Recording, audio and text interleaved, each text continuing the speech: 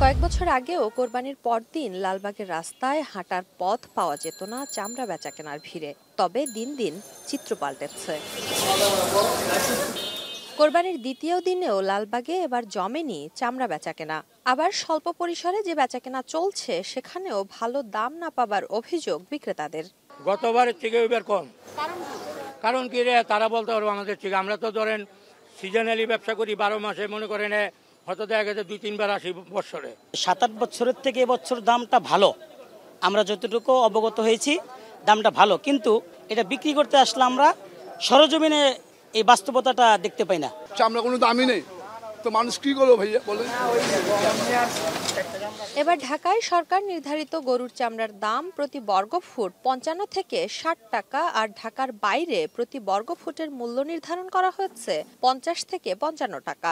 এছাড়া ঢাকায় খাসির চামড়ার দাম নির্ধারণ করা হয়েছে 20 থেকে 25 টাকা। তবে এই দামে চামড়া কিনছেন না ক্ষুদ্র ব্যবসায়ীরা। লবণের দাম বৃদ্ধি এবং প্রক্রিয়াজাত খরচ বৃদ্ধির অজুহাত দিচ্ছেন তারা। একটা মাল যদি আপনি 400 টাকা নেবেন, মালে পড়তে পড়বে 800 টাকা, লেবার খরচ, লবণ খরচ সম্পূর্ণ নিয়ে। যেটা বড় আছে ফ্রেশ, ওটা আপনি ধরেন 700, 800, 900, 1000 আর যেগুলো বাদ ওগুলো আপনি মনে হয় 100, 150।